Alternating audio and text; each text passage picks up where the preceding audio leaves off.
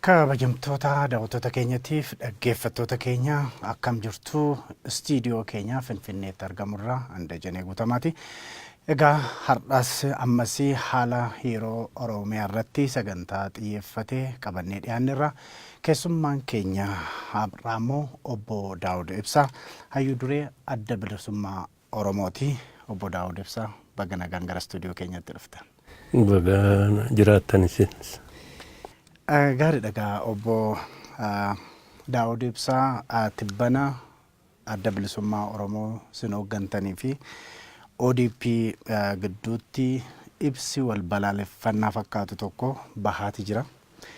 Maddi wal dhibdee kanaan maalin? Karaa keenya ibsa ODP balaaleffatuun baafne ka baafne walumaa gala mootummaa Itoophiyaa wajjin walta'insa goonee dhufne. Walta'insa kana keessatti waan daddaaqame ilaaluun ibsa baafneerra walumaa gala mootummaa Itoophiyaa amma ilaala mootummaa wajjin wal taane haa ta'uti akkuma jette sana ODP'n deddeebisee ibsa baasan irratti kuni guddoo nu gaddisiiseera. ODP'n paartiidha. Ibsa irratti baasuun irra turre ka hojjetaa jirruu fi ka haasaa jirru mootummaa waliini. Rakkinni mootummaa waliini walta'insa goone sana akka laayyootti fudhatan. Silaa gaafatamni itti dhagaamee dhimmi adda bilisummaa Oromoo fi isaan gidduu walta'insi ta'e dhimma uummata Oromoo ilaalu, dhimma dargaggoota ilaalu, dhimma waraana bilisummaa Oromoo ilaalu, walumaa gala dhimma saba kana waggaa 27 qabsoo godhee ilaaluudha. Akka kanatti fudhachuu ilaala dhiisaniiti waanuma shofshofiidhaan gaafatamni akkatti dhagahamutti walta'insa sanarra hojii irratti hiikuu irratti hanqina jiruudha akeekne nuti. Daddaaqamiinsa jiru kanarratti bifa gaafatamni itti dhagahamuun hojiitti hiikuu hanqachuu. Isa kanaadhaa ibsuu yaalle kana karaa keenya isaan immoo garaa nu balaaleffatu nurratti komii tarrisuutti seenani ODP'n maaliif kana keessa seenanii nuun galu. Mee obbo Daawud Ibsaa walta'iin gara manaanis walta'iinsa jedhu gara keessaniinis walta'iinsa jedhu. Mee walta'iinsumti sanii maalin sana sirriitti daawwattoota keenyaaf ibsuu dandeessu? Walta'iinsi jalqabaa suni maalin? Walta'iinsa kana egaa ka baay'ee nama gaddisiisu walta'iinsa wal amantaa maangoon. Wal amantaadhaan akka hin taanee fi walta'iinsa sirna akka ta'u bakka gareen sadaffaa jirutti dhimmi kuni dhimma kanaan duras walta'iinsa mootummaa EPRDF waliin 91 seennee suni cabuurraatii dhiiga dhangala'ee waggaa 27 yaadannee nuti kana xumuratti gochuudhaaf bakka garee sadaffaan jiru. Gareen sadaffaan kunillee walta'iinsi kuni hojiirra ooluu keessatti qooda akka fudhatuuf deddeebisnee gaafanne. Isa kana jalaa miliqanii didanii. Erga dhufanii immoo tole jennee nuti waluma amantaadhaan walta'iinsa irra geenyeerra. Karaa mootummaa ka dhufe karaa mootummaa Itoophiyaa ka jennuu fi jalqaba nuti ka wal arginee Dr. Abiy wajjinidha Eertiraatti. Wal arginee walitti kakaafne. Sardamarra waan jiraniif qabxiilee madha walitti kakaafne. Walitti kakaafne keessaa tokko lolli sababa lola adda bilisummaa Oromoo fi mootummaa Itoophiyaa gidduutti dhalchantu jiranii 92. Lola kanaan qabatee immoo badii guddaatu ta'ee dhiiga hedduutu dhangala'ee sana nama hedduutu itti hidhamee nama hedduutu itti wareegame. Kanaafi lolli kun dhumatu keessa nagaadhaan hojjechuu nu gidduu kana tokko kakaafne lola kana xumuratu labsuu yoo wal taane. Ka lammataa kana waliin ka deemu gaafasis rakkina ka uume gartuun tokko paartiin EPRDF seeraa ol ta'e innummaanuu seera ta'e ka seera murteessu ka seera cabsus seera murteessus isa ta'e kanaaf seerri hunda keenya ol ta'u mootummaanis seera kabaju nutis seera kabaju nu qofa otoo hin taane biyya kana keessatti garuuleen poolitikaa hundii fi ummati dabalatee seera kabaju kuni mootummaas ilaaluu seera kabajuun kuni ummataa fi paartiilee mormitootaa fi ka mootummaa jala jiran qofa osoo hin taane kana kaafne jechuudha. Ka lammataa kana waliin ka deemu ka waraanaati. Sana keessatti nuti ka gaafanne waraanni Itoophiyaa akkam ta'a jenne waraanni Itoophiyaa ammatti waraana faca'u miti nuun jedhee hin facaafnu waraana keenyaa jedhee Dr. Abiy lakki nutis waraanni akka faca'u miti ka gaafanne qoodi isaa maal ta'a ummata wajjin wal madeesseera waraana paartii tokkooti ka EPRDF malee waraana Itoophiyaa miti kanaaf waraana Itoophiyaa ta'uusaa waraana mootummaa amma jijjiirama geessu ka Itoophiyaa ta'uusaa nuu mirkanaa'u ka seeraan bulu ka seeraan abboomamu hundaa ol immoo paartii kamuu ka siyaasaadhaaf dhimma itti hin bahamne ta'u nuu mirkaneessu ka jedhu isaanis waa waraana keenya gaafatanii isa kana wal haasofne akkaataatti bakka qabaatuu fi bakka isaa qooda isaa wal haasofna jenne kana walitti kakaafne dhimmooti biraa akkamitti waliin hojjenna ka jedhudha ka nuti itti kaafne isa kanas walta'iinsa irratti akka ifa ta'u barbaanne wal gargaaruu qarumatti idileedhaan jijjiirama kana irratti waan jedhu hin jiru qoodi keenya maal ta'a qoodi dhaabota siyaasaa hundaatu maal ta'a kana keessatti moo EPRDF umatu isa kana qobaasaa gaggeessee warri kaan mormitoota jedhamu ka jedhu kun ifa ba'uu qaba yookaan akka mormitootaatti yookaan as partners akka qaama kana keessatti qooda fudhatuu fi gaafatamas fudhatu kanatti kakaafna gaafa walta'iinsa President Lammaa fi Dr. Warqinee Gabayyoo dhufanis qabxiilee makanaa jechuudha kan irratti wal haasofnee wal taanee dhufu. Meegaa amma obbo Daawud Ibsaa qabxiiwwan kana erga irratti mari'attanii yeroo dheeraadhaaf yookiin iddoo tokkotti dhuftanii ibsitanii uummataaf hin ibsine. Dhiyeenya kana wal gaarreeffachuun kun walitti dhufee egaa gama gamaan isaanis kan uummataaf ibsaa jirtan maaliif amma ammaatti walitti dhuftanii ibsuu hin dandeenye uummataaf? Ibsa waliigalaa waan idilee tokko wal ta'uu keenya gaafasuu ibsineerra anee fi Pireezidaanti Lammaan Asmaraatti. Namni baay'een ammallee wanti isaan irratti warrumti siyaasaa ofanillee wanti jarri kun lamaan itti walii galanii ifa miti hin beeknu yeroo tokko komantii gochuu xiinxaluuf irratti yaada kennuuf illee rakkataa jirra kan jedhan jira. Namnumtuu immoo baay'een komii akkasii qabama. Ifa miti wanti isaan irratti walii galan. Komii kana anis nan qooddadha. Maaliif hin qooddadha? Waanuma nuti gaafa duraa sodaanneetu dhufe biyyattis nuttis. Maaltu dhufe nuti walta'iinsi kun sirna qabatee bakka garee sadaffaatti waraqaa irra taa'ee uummataafillee uummata Oromoofillee uummatoota kaaniifillee akka ifa ba'uudha ka barbaade. Isa kana jalaa mimmiliqanii didan. Bakki rakkinni dhalate kana amma ka barbaadu anis ibsaa ka barbaadu isaanis ibsaa walii kakanne garuu kan akka hin taane gaafa Asmaraatti wal geenye isa kanatu wal amantaa sanatu ifa ta'ee ummataaf bifa ifa ta'een tokkoon gaafas taa'uu hanqachuun ummata kanas saba kanas nus miidhama keessa galcheera.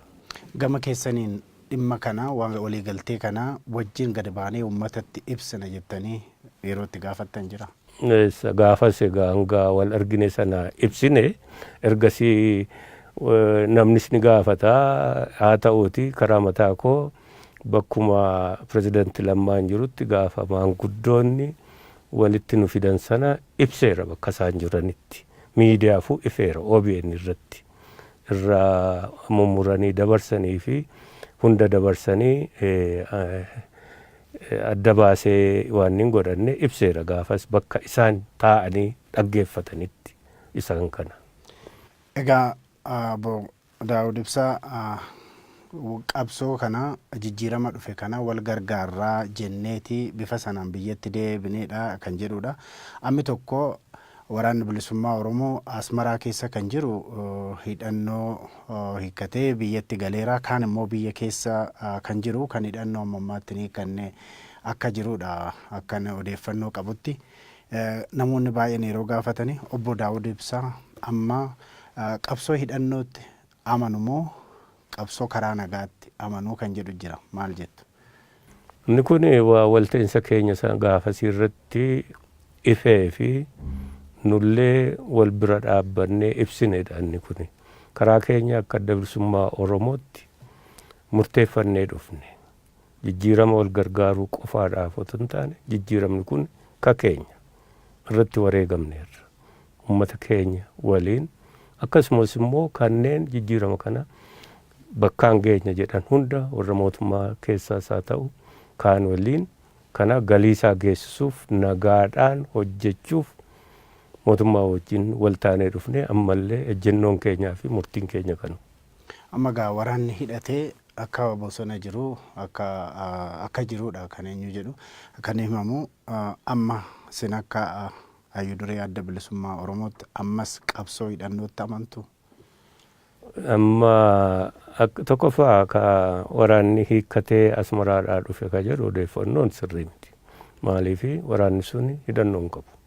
Leenjii irra ka ture, barnoota irra ka ture.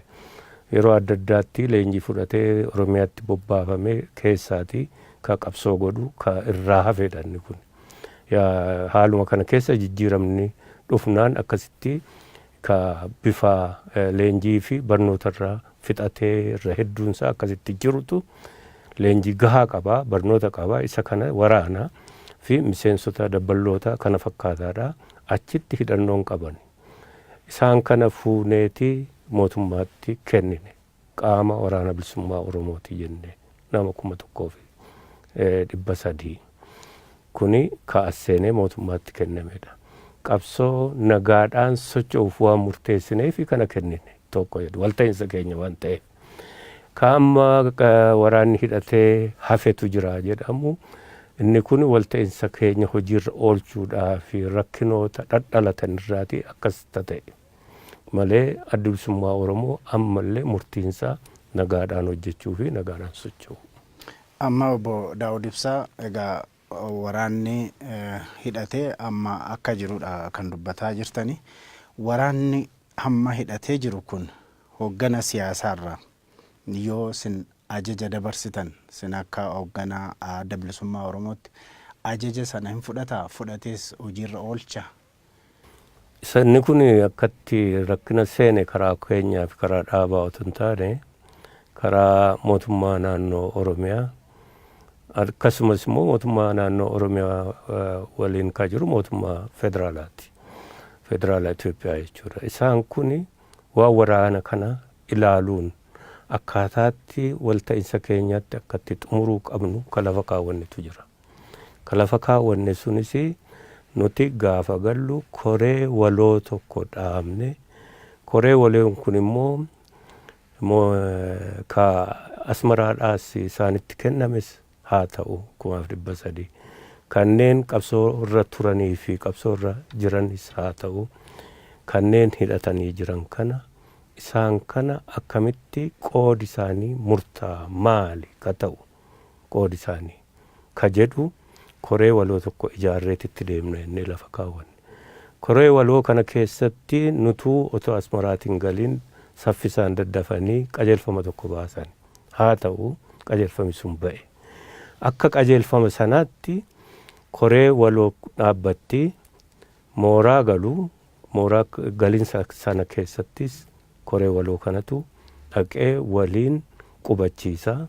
Leenjii fudhatan monitor gochuu keessatti koree waloon kun sadarkaa olaanaatti leenjii sana to'ata.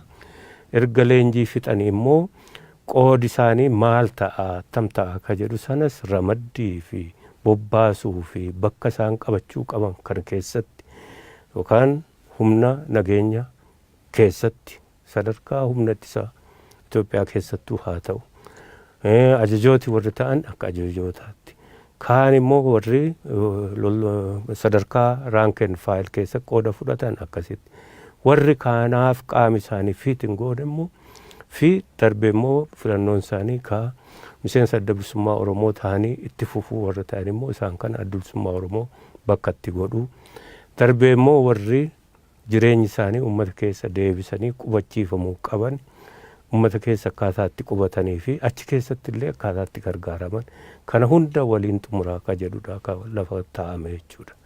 Haa ta'uuti eessarraatii rakkina seena jalqabuma ka Eertiraadhaa dhufe sun yeroo isaanitti kennamee jedhutti sana booda hoogganni adda bilisummaa Oromoo naannoo sana gahuu akka hin qabne bilook godhan jechuudha. Hoogganoonni ijoollee kana bira deemuudhaafuu karaa irratti ka deebifaman hoogganoota ol'aanoodha jechuudha. Sana booda deddeebifnee gaafa dullee gara sanaatti nu butuu didanii achirraatii rakkina seene. Inni kaan sanaan qabatee rakkinni walxaxaan sanuma keessa itti fufee jiraate jechuudha. Rakkinni walxaxaan kun maal inni ajaja fudhatu jechaadha? Waan ajaja fudhatuu fi dhiisuu miti. Tokkoffaa rakkinni walxaxaanii mootummaan naannoo Oromiyaayyuu humni kun humna adda bilisummaa Oromootti miti jedhee labsee jechuudha. Labsii ifaa baase deddeebisee reediyoo fi waan adda addaa irratti kanuma deddeebisanii himanii feesbuukii fi waan akka kalammataa ka baay'ee seensitiif ta'e uummata Oromoo keessatti hiikkachiisuu ka jedhu tokko jechuudha.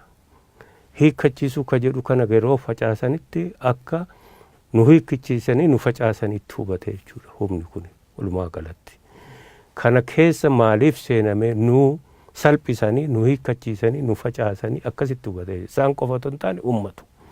Amma gaaffichi ka waraana irra darbee ka uummataayyuu ta'e jechuudha. Kun hundi haala kana walxaxaa deeme. Isa kana qabbaneessinee akkaataatti uummata subachiifnee humna kana subachiifnee waan kana xumurruu itti deemuu keessatti waan lafa kaawwanne si'a 2 3 4 duubaan waan biraa hojjetuudhaan nu jalaa gufachiisan jechuudha. Fakkeenya Oktoobar 24 waajjira humna ittisaa biyya kanaatti bakka Jeneraal Saare Mokonnin Chief of Staff jirutti bakka Jeneraal Birhaanuu Juuraa jirutti bakka Jeneraal Adam Mahammad jirutti Director of Security Dammallaash jirutti akkasumas taantuu Pirezidantii Oromiyaa Xeebaan jirtutti haasofnee waan kun erga sadarkaa kana akkasitti wal rakkina hubannaa qabaate mee itti deemneeti nuti ibsa uummata waliin jenne kana. Isa kana qabannee 24 wal taane 27 ani bobba'u 25 fi 6 waraanatti bobbaasanii lolatu ta'e jechuudha. Anuu socho'uu dadhabe. Kuni haalicha wal xaxaa wal ulfeessaa deeme rakkinuma isaan uumaniini jechuudha. Rakkinoonni akkasii gaa lakkoofsan qaban hedduu. Amma kan hin gaaffii kana kaasee obbo Daawud Ibsaa waraanni hidhatee jiru warra siyaasaarraa warra kan akka keessanii warra dhaabicha hooggantanirraa qaama siyaasa hoogganurraa ajajaa hin fudhatu kan jedhutu dhaga'ama.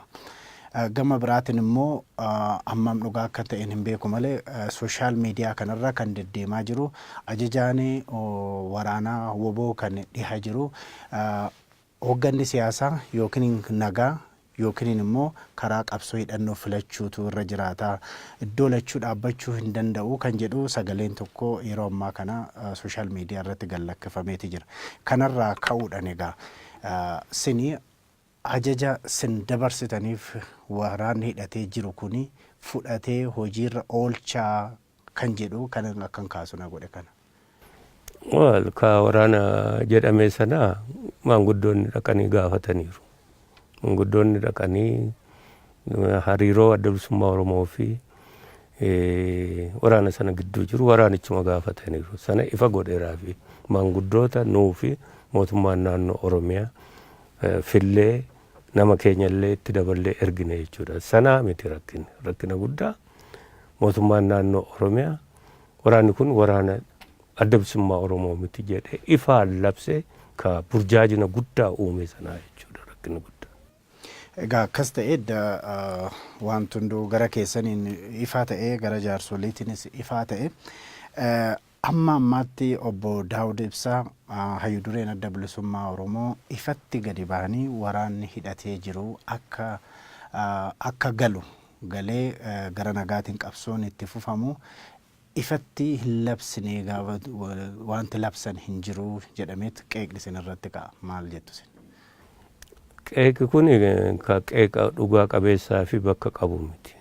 Waliinuu taanee dhaabbanne labsine gaafas waan irratti asmaraa irratti karaa keenyallee nagaadhaan hojjechuuf akka murteeffannee jirru. Nuti akka hoogganaatti yeroo kana murteessinu murtiin kun waraanas miseensa adda bilisummaa Oromoos deeggartoota keenyas hunda ilaalaa jechuudha murtiin kun. Isa kana ammallee irra deddeebisee nagaadhaan hojjechuuf murteeffannee dhufuun keenya kana si himaa jira. Miidiyaa adda addaa irratti labsiidha kun. Sana qofaa miti ibsa baafneerra. Ibsa baafneerra. Daggalanii rakkinni kun daddabee deebi'ee sitti sii deemaa jira naa obsi. Sana qofaa miti. Ufii kiyya asirraa ka'ee hanga gidaamii hanga waraanni bilisummaa Oromoo jiru ajajaasaatti dhaqee labsa kanaa fi ibsa kana himeeraafi. Isa labsii waanniidhaan labsin irratti dabalate jechuudha. Rakkinni kan dhalate sanarraa otoo hin taane labsii kana hojiirra oolchuu irratti maalii fi kuni otoo tattaafatamaa jirumu deddeebisamee lolli itti baname gara lolaatti dhiibame sadarkaa kanaan nu gaheedha. Karaa keenya kan nuun galiinii fi ammallee gaaffii guddaa kan nu ta'ee jiru. Gaariidha. Gaa maalinni irra deddeebi'amee kan jedhu obbo Daawud Ibsaa gadi bahanii keessattuu yeroo rakkinni guddaan akkanaa kan uumame waraanni hidhatee jiru sun akka galu maaliif ifatti hin dubbanne kan jedhu irra deddeebi'amee waan haasa'amuu fi kan hin gaaffii kana jabeessee gaafatte kanuma waliin ka gaaffii nutti ta'e immoo nuti maalii fi deddeebi'amee lolli irratti bobbaafamaadha waraana kana irratti wal taane erga wal taaneeti waraanni kun akkaataatti mooraa galuu waliinuu hojjechuudhaaf koree waloo ijaarre maalii fi lolli irratti yeroo adda addaatti bobbaafamaadha humna guddaa sanatu gaaffii nutti ta'e nutti. Gaariidha. Amma kan sooshaal miidiyaa kanarra deemu ajajaa waraanaa woboo kan gara dhiyaate natti fakkaata. Kan inni jedhuu fi yookiin karaa nagaa filachuu yookiin hidhannoo filachuu kan jedhu dubbataa ture. Waajjira ODP'tti immoo itti gaafatamaa kan ta'an Dr. Alamuu Simeet natti fakkaata hundi dogoggoruu baadhee. Isaanis addi bilisummaa Oromoo obbo Daawud Ibsaatiin hoogganamu miila iddoo tokko nagaa keessa tokko immoo hidhannoo keessa dhaabbateeti socho'aa kan jedhu wanti kun lamaan wal fakkaata. Kanarratti maal jettu? Alamuu Simee dhugaa miti nuti nagaadhaan socho'aa jirra yooma akkuma 92 sana saba barbaadanii waan nu godhu malee ka waraanaa ammoo isaantu labse irra deebi'een sitti hima. Waraanni kun ka adda bilisummaa Oromoo miti jedhan irratti dhaqanii rukutuudhaaf akka isaanii aanjootti ka hunda keenyaafuu hojiirra ooliinsa isaaf rakkina nutti uume isaantu labse. Erga isaan labsaniitu ka dhaabaa miti erga jedhani karaa tokko ka dhaabaa miti erga jedhani karaa biraa immoo nuun waraana keessanitti jedhanii nuun gaafachuun maaltu fide? Akka lamatti maaltu fide kana? Isa kana isaaniin gaafachuudha. Ka baay'ee nu rakkisee fi hojii irrattuu danqaa guddaa nutti ta'e isa sana qaama biraa akka ta'etti nuufuu rakkina guddaa kan nutti uume nuun immoo akka qaama biraa ta'etti erga akkas ta'anii inni kun ka hojii siyaasaa hojjetu jedhanii fudhatanii isa sana waraana ka adda bilisummaa Oromoo miti ni rukunnaa sadarkaa kanatti sadarkaa hoogganoota biyya kanaatiin bakka adda addaatti natti himameera nattu ka keessa miti ni rukunna jedhani. Lakkisaa akkasitti filatina ka keenyaa ta'u hin ta'ini ka qabsoorra turedha. Ka qabsoorra ture kana rukutuutti erga seename biyya kana walxaxaa siyaasaa fi waraanaa keessa galchitu hunda keenyaaf ka ulfaataa ta'u hiikuudhaaf. Kana sadarkaa oliitii jalqabee waan itti bittaasa irratti dubbadheera. Ka keenyaa ta'u kanama biraa ammatti akka itti deemnu lolatti gamuu fi humnaan deemuu otoo hin taane warra kana furuuf itti dhiisaa yeroo kennaafi ka sana booda immoo waliin furra ka jedhu sana jechuudha. Amma ibsa keessan namoonni isa dheengaddaa kennitan kana hordofanii obbo Daawud Ibsaa waraana labsanii kan jedhutu jira. Ergaan ibsa sanaa waraana labsuudha kan jedhutu jira. Isin maal jettu kanarratti? Dhugummaan qabu waraanni labsame sun sirrii miti. Waraanatu labsame. Waraanni labsame kun nun baasu obbooda deebisaa labsii keessanii karaa nagaa haa deemnu. Waraana yoo labsamee waraana bobbaafamee jiru kun ummatis yoo itti dhuka'e calliseen ilaalu. Ka itti dhuka'us calliseen ilaalu. Kun immoo warri itti dhuka'u kun ofirraa ittisu hin ta'u nun baasu kana kan inni nagaa haa deemnu. Nagaatu nu baasa. Gaariidha obbo Daawud Ibsaa. Jaarroleen jidduu keessan deemanii isinis gara keessaniin ibsaa turtanii isaanis gara isaaniitiin ibsaa turanii jaarroleen sin jidduu deemanii gara qabxiiwwan 10 akka formaatatti kan kaa'antu jira kan sillachuu iddoo geessan jirtanitti isinii dhiyeessanii gara biraatiin immoo gareen obbo Baqqalaa Garbaafaa keessa jiran immoo isaanis gama tokkoon furmaata kan jedhan qabxiiwwan dhiyeessantu akka jirudha kan himamu. Gamni lachuu gara ODPs gara Adda Bilisummaa Oromoo isiniin hoogganamus akka fudhateedha kan himamu. Garuu wanti sun hojiirra hin oolle. Gama biraati immoo dheengadduma kana foorumii dhaabbilee siyaasaa jedhamurratti dhaamnaa jettanii walii galtanii sadii taatanii ibsa kennitan.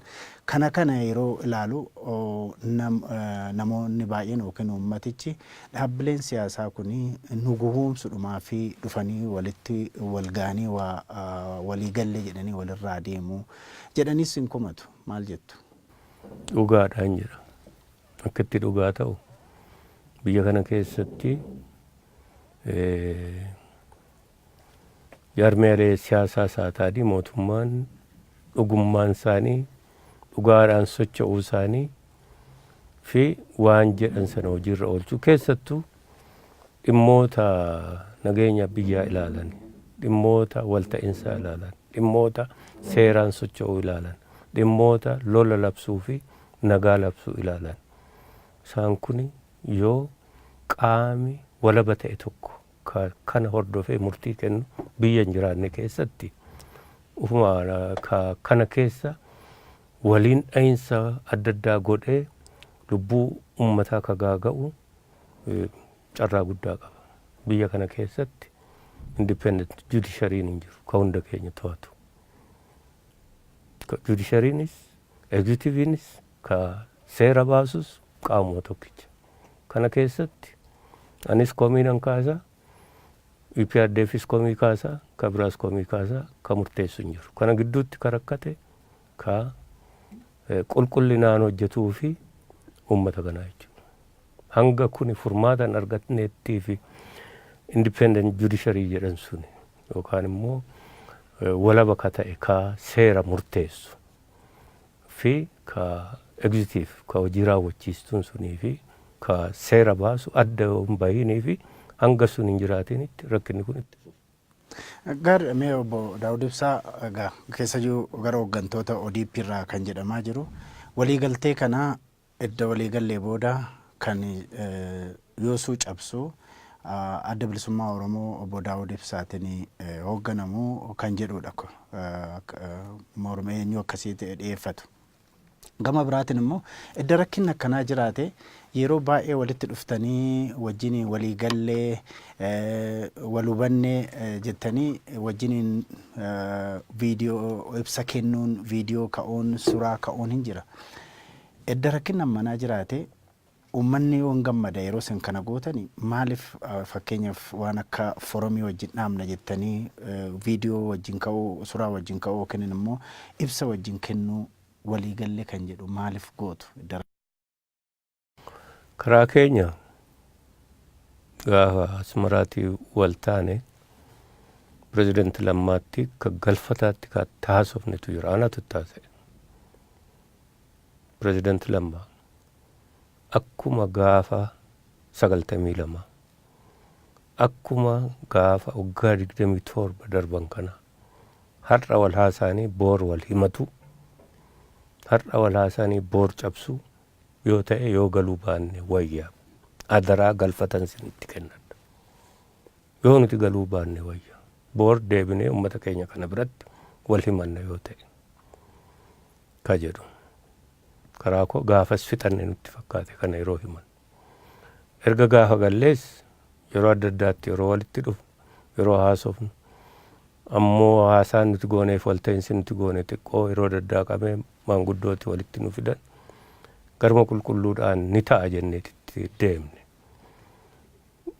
tarii akkuma teetteeyyuu badii ta'uu mala ufuma qarumatti dhaqanii waliin dhaabbattuu fi waliin haasa'uun sun waliin haasa'uu sana garuu ummatatu barbaada nutillee ni barbaadna qaamoti barbaadan jiru kuni ni hojjeta jennee amannee turre bakkitti amma uf argine bakkuma 92 fi bakka waggaa 27 keessa darbine sana jechuudha kun maal jechuudha yoo dhugaasaa lafa keenya adda bilisummaa Oromoo rukutuu fi rukutuu sana biran ga'e dadhabsiisuu ka jedhu murteeffataniiru odeessa gahaa qabna kana bakkirraa rakkinni dhalatee rakkinni kun hundi waliin dhahaa jiruu fi uummata addessaa jiruyyuu murtii kanarra dhaabbatamee sochii ta'aa jirudha. Isa kana kan rakkina fide bakkuma duriitti nu deebisee bakka 92 fi 27tti kuni guddoo nama gaddisiisa. Amma gara keessattuu gara dhiyaa Oromiyaatti namni hin ajjeefamaa karaan hin cufamaa rakkoo hawaasummaa hedduu fi uummanni saaxilameeti jira. Waraanni kun gamalachuyyuu du'uun hin mul'ata. Egaa rakkina kanaaf du'uu uummataa kan waraanaa gamalachuuti. Sin maaltu isinitti dhaqa? Waal na gaddisiisa yoo jedhe tariin amantu ta'a. Garuu har'a miti sun. Gaafa nama 5 du'e jedhame sadarkaa olaanaatti humni bobbaafame uummata keenya kumaan buqqifame dhibbootaan du'u humna gumuzis fakkeeffame humni addaa keessatti ijaarame deemamaa jiru callisee ilaala mootummaan kun karaa cinaaksan lolli hangammaan dhaabbanne callisamee ilaalama mooyyaale akkasii bakkoota biraas itti fufa saasiin waraanaaf waraana wal dura dhaabbatu maaliif sadarkaa diviiziniidhaan lakkaa'amu humni itti bobbaafama humni kun dhuguma humnoota bakka biraatii hidhatanii jiran sana caaleeti yaaddessaa ta'eeti humni biyya kana keessatti hidhatee jiru naannolee adda addaa keessatti naannoo Oromiyaa qofa osoo hin taane guddaadha baay'ee guddaadha odeessisaa lafa jira nama fuuldura isaan kana caaleeti yaaddessaa ta'eeti itti bobbaafama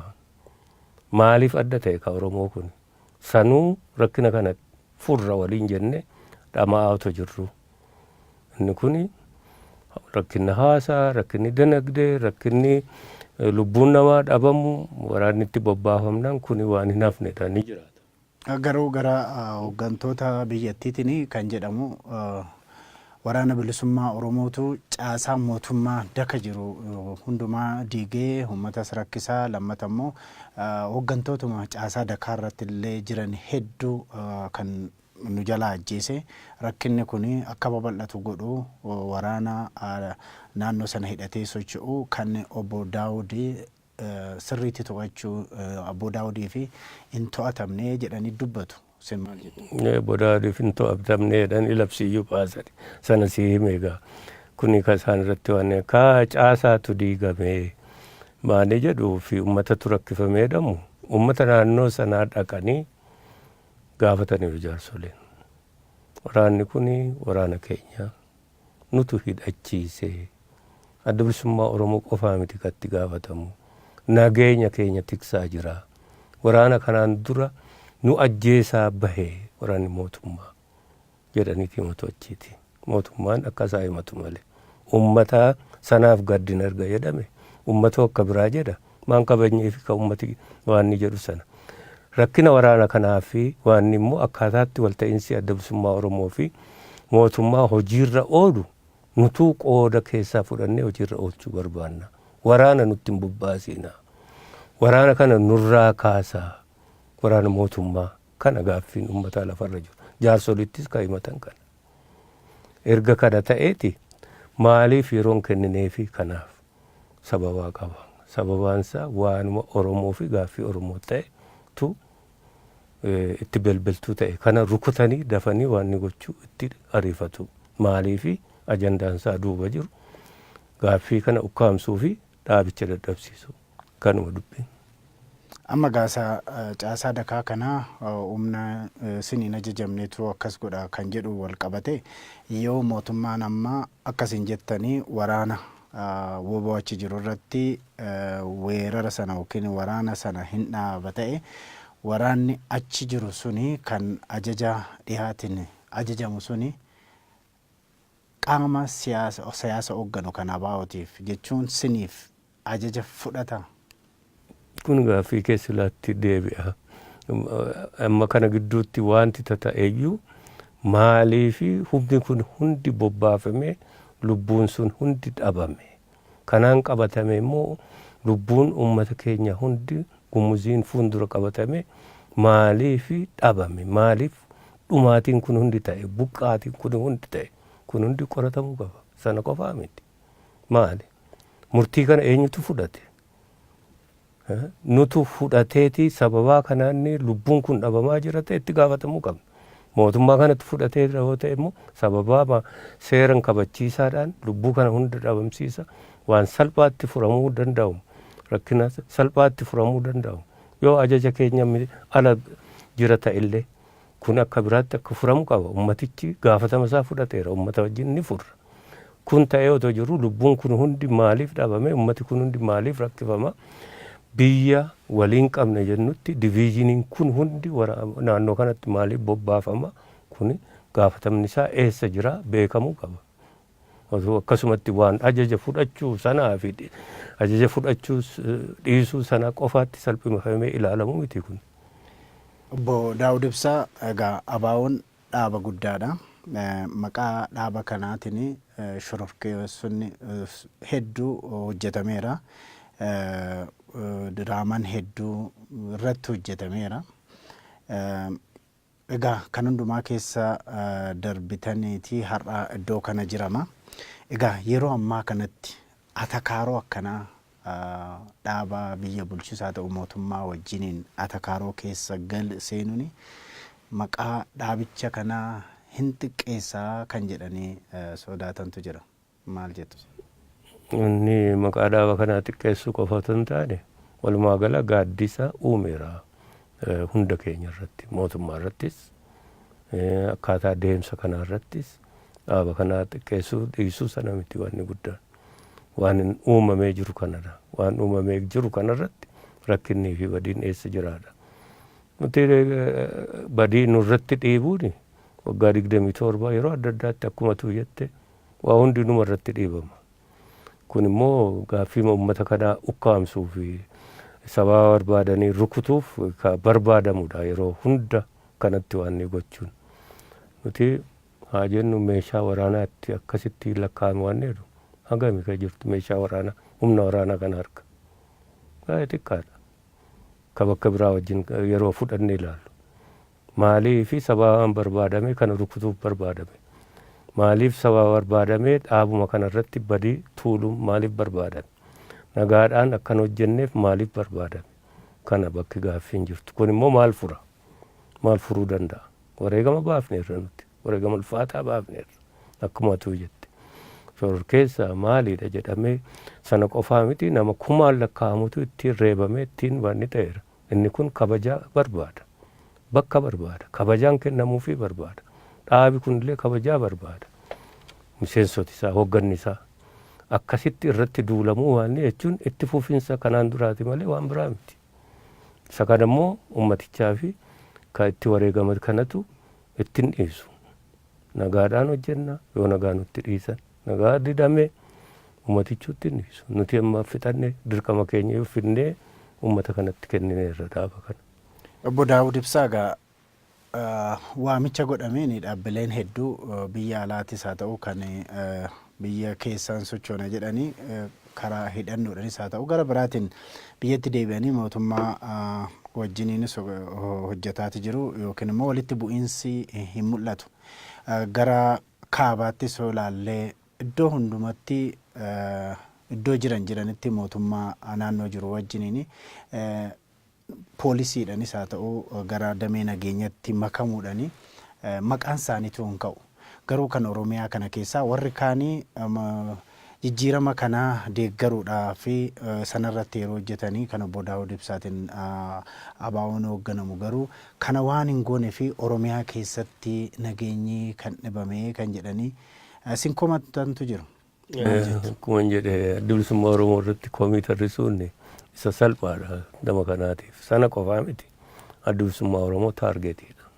Akkuma jette taargetiidha. Taargetii ka ta'e warra gaaffii ummata Oromoo kana keessummeessuu hin barbaanne dhaaba kana sababaa godhatu.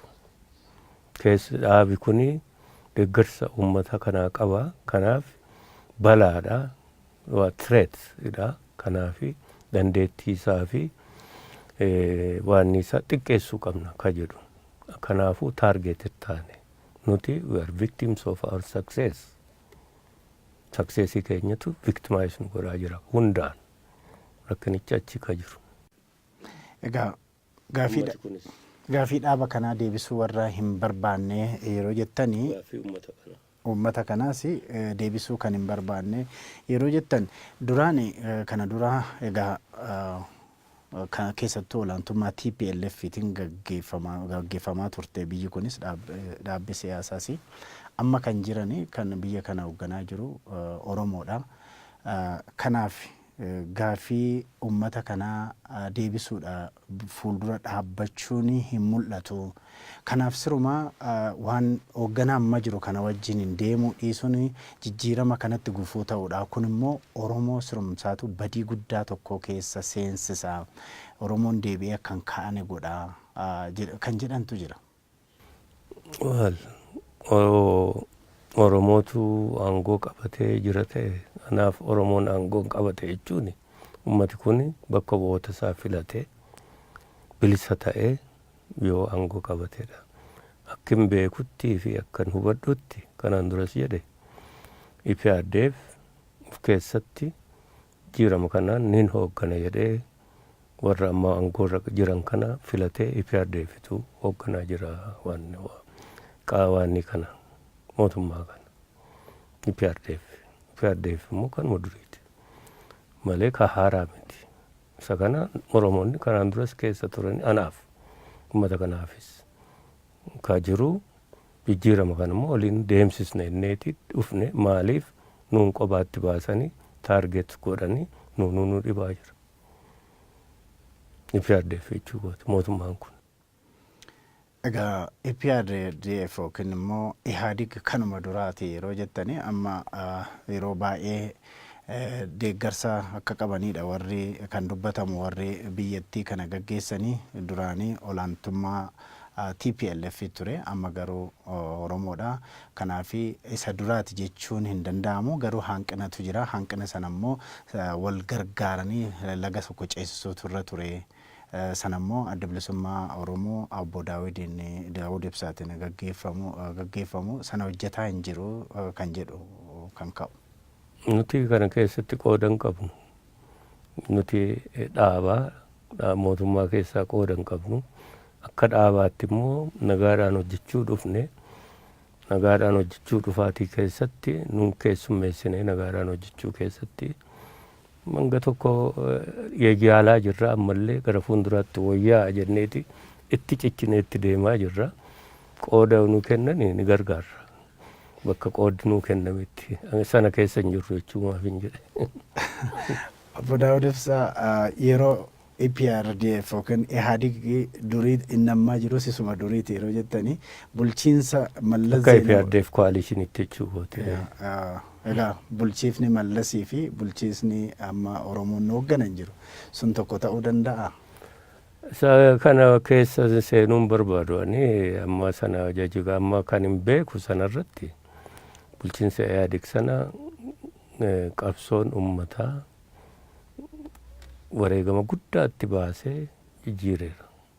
Jijjiirama sana keessatti hunda keenyaaf ka keessa qooda fudhannu nutillee gallee nagaadhaan akka sochoonu filannoo deemnee akka filannoo keessatti qooda fudhannu haala kana nu uumeera. Mootummaan kunis of keessa ilaalee waan garii kanaan dura deemsisaa ture sana deemsisuu akka hin qabne sadarkaa kanatti isa jijjiireera qabsoon uummataa akkasitti nu hubadan karaa mataa kooti. Isa kana kabanyee isa kana jajjabeessinee deemuu sana keessatti nuun karaa mataa keenya akkuma ammateetti sana xiqqoo taargeet nu godhanii waa hundatti gufuu kaa'uu jalqabuun gara fuulduraatti nu yaaddeesseera. Meegaa waa'ee filannoo kaaftanii filannoon dhiyaatee jira. Filannoodha yeroo qophaa'amuu qabu keessatti filannoon adeemsifamee akkuma kana dura jedhaas turtanii uummanni Oromoo hiree mataasaa ofiin akka murteeffatu karaa filannootiin fuulduratti tarkaanfachuu dhiisurra atakaaroo akkasii kanaan yeroo fixuuni akka caasaa keessanis hin babal'ifanne akka immoo filannoo sanaaf hin qophoofne isin hin godhu akka dhaabaatti. Atakaaroo kana nuti humna keenya nu harka hin jiru. Mootummaa harka jira. Nagaadhaan akka sochoonuuf yookaan immoo atakaaraan kun babal'atee akka fufu maaliifi humna poolisaa, humna tikaa, humna waraanaa akka qabu mootummaadha. Darbee sirnaan gufuu tokko malee akka nuti sochoonuuf yookaan immoo socho'uu dhiisuu keenyatti biirokiraasii qabuun kana gufuu akka hin taane murteeffatuun kan mootummaa kanaati. Nuti akka dhaabaatti nagaadhaan sochoonee waajjira banannee uummata keenya keessatti deeggartoota keenya ijaarree deeggartoota keenya filannoodhaaf akka qophaa'an gochuu keessatti mirga qabnu irratti dhaabbanne kanaan socho'uudha dirqamni nurraati eegamu seera qabanyee. Isa kana nagaadhaan akka deemu gochuu fi hanqisuun kan mootummaati. Yoo akkamma yaalaa jiranitti tokkoffaa olola guutuu adda bilisummaa Oromoo irratti labsanii waraana bilisummaa Oromoo irratti labsanii isa kana rukutuuf waan qobaatti adda baafatanii waan godhanii lammaffaa immoo yeroo adda addaatti isuma argaa jirtan miidiyaa adda addaadhaan himannaan jirre nurratti waan gochuu itti fufanii haala kana yaaddoo nu uummata keessa galee akkasitti haala filannoo otoo hin taane haala yaaddoo haala rakkina haala nageenya rakkina seenu kanuma isaan miidiyaa ol'aanaa qabani kana uuman keessatti wayyeessuu fi kanarraa dhaabbatanii nagaan nu deemsisuu keessatti deebi'uun isaan harka jirti jechuudha. Maaliif waa hunda harkaa qabu poolisa, security akkasuma warra nageenya jechuu kooti waraana mootummaa harkaa qabu isaan waan ta'eef nuti kan hundaan qabnu. Kana karaa keenya kana nagaan sochoonee of qopheessuu qofaa jechuudha. Gaariidha gara isaaniitiinis egaa koomiin hin jira waraanni hidhatee jiru dhaabni kuni waraanni hidhatee jiru gama tokkoon jira gara tokkoon immoo nagaadhaniin sochoona kan jedhu waa lama qabataniitu socho'uu kan jedhanis gama isaaniitiin hin jira. Sana immoo gara fuulduraatti hooggantoota dhaaba sanaa affeerree kan wajjin mari'annu ta'a. Meesin keessattuu erga biyyatti galtanii asitti nagaan akka bu'uu fi yookiin immoo atokaaroon kun akka hin uumamnee fi otoon kana godhee jettanii wanti akka dadhabinaatti ilaaltanii gara fuulduraatti immoo kana nan godha jettanii gamaa gamtan yookiin xiinxaltan jira akka hoogganaa dhaaba kanaatti. Ka walta'insa goone IPRDF waliin ammallee sanatti hin deebi'a. IPRDF immoo ka 92 nu ganedha. Amma inni kun haaraa warra jijjiirama kana keessaa bahanidha jennee amannee ka gartuu sadaffaa sanatti ciccinee isa xumurachuu hanqachuu keenya sana gartuu sadaffaan sun otoo jiraatee nu gidduuttis qooda qabaate gaabbii 92 keessa seenne keessa hin seennu deebine. Isa kana haala keessa turrirraa bakka turrirraa kun hanqatuun biyya kanaaf illee gaarii miti. Maaliif yeroo hundumaa qabsoo kana mataa rukutanii quucarsuudhaaf yeroo hundumaa sababaa barbaadanii socho'uu carraa kenneefi. Kuni yoo wayyaa'e waan karaa keenya badii nuti goone yoo jiraate isa sana itti ciccinee lakki bakka gareen sadaffaa jirutti malee haasofnee malee xumurannu jennee itti ciccinee waan gochuu hanqatuun keenya amma haalli kun dhalatu keessatti tarii carraa kennu keessatti waan gaabbinufaa ta'a. Gaariidha. Yeroo ammaa kana gamaa gamana dhaabbatanii waa walitti darbachuun hin jira. Ibsa gamaa gamana akkamas isinitti fakkaatetti dhaabbilee lachuu ibsa baasuun hin jira keessattuu yeroo ammaa kana. Kanarraa ka'uudhaani haalli keessatti Oromiyaa keessatti jiru garamitti kan deemu isinitti fakkaata? Garamitti deemuun yeroo darbeeyyuu ibseenne. Waraanni hanga kanaa kun sochoofamee waraanni labsamuun garatti deeman nama yaaddeessa. Hunda keenyayyuu. Nuti as keessatti amma akkaataatti sochoonu keessatti bakka hunda yaaddootu natti dhaamama na gaafatu. Lakkisaa nuti taa'es ta'uu baates nagaan hojjechuutti dhufne obboodan deebinu obarbaadan nu haa hidhan obarbaadan tarkaanfii haa fudhatan jenna malee guutummaa Oromiyaa keessatti yaaddootu jira. Sadarkaa lubbuu keenya dabalate sadarkaa deemsa kana dabalate kun immoo kan inni irraa ka'u uummata keenya deddeebisee Oromiyaa guutuu keessatti hiriira godhee gaafate nageenyi kaboora'aa jiru daangaa irraa ka Oromiyaatti bobbaafamu malee akka biraa isa keessa jiruun akka hiriirri tokkollee ka'ee gaaffiin tokkollee hin kaane. Nullee isaan gaaffii guddaa godhatanii deeman kana isa kana furmaatatti gochuudhaaf abdii guddaadhaan socho'aati turre. Isa kana hunda momaatuu gatiitti kennuu hanqatuudhaan waraana mana guddaa kana humna xiqqaa hidhattee jirtu keessatti akkuma sila siin jedhe waraanni hidhatee jiru biyya kana keessatti qawwee ka qabu bakka garii 100,000 olitti faa kalakkaa'amutu jira odeessa gahaa qabna. Naannoon tokko humni waraanaa fi meeshaa waraanaa harkasaa jiru guddaa tuullaa naannoo tokkotu to'ata kana. Naannolee biraas humna guddaatu jira waan humni hidhatee jiru iyyuu. Karaa Somaaliyaa kan bobbaa as socho'aa jiru kun duuba isaa humni jiru guddaadha. Ka guyyuu nageenya uummataa booressaa jiru. Isa kana dhiifamee humna xiqqoo tokkoo fi uummata naannoo tokkoo qofaa irratti bobbaafamuun garamitti deemaan gaaffii Oromoo hundaati. Obbo Daawud, Kanatu gaaffiidha. Waraanni keessattuu gara dhiyaatti kan bobba'ee humna hidhatetu gara sana jira. Humni hidhate lama immoo biyya tokko keessatti jiraachuu hin danda'u kan jedhudha. Kanaaf amma gara dhumaatti jaarsummaan tokkos haa ta'u warri rakkina siyaasaa kana furmaata barbaadanii waraanni mootummaa gara kaampitti deebi'u. Obbo Daawud Ibsaas waraana isaanii kan hidhatee jiru akka galuuf labsii haa godhanii haa dabarsanii yoo jedhanii gadi baatanii waraanni dhiyaa Oromiyaa keessatti hidhatee jiru kan immoo karaa sooshaal miidiyaatiin lakkii nuti qabsoodhaan hidhannootiin itti fufna jedhu sana gadi ba'anii obbo Daawud Ibsaa koottaa galaa kan jedhu labsii dabarsu. Sana irra deebite gaaffii kee gaaffii kana sila baanni goote kana waliin ka deemuu maaliif lubbuun kun hundi dhabamee waliin ka ilaalamu ta'a jechuudha. Ka ammati jette kanas lubbuun dhabame kunis waraanni kun hundis bobbaafame maaliif duulli kun hundi ta'e badiin ta'e kun hundi waliin ilaalamu qaba. Gaariidha. Gara dhumaa irratti daqiiqa 2 keessatti kan naaf fixxanii furmaanni rakkoo amma uumamee fi atokaaroo amma mul'ataa jiruuf sodaa namoonni baay'een qabaniif furmaanni waaraan maal inni jettu gabaabsitanii?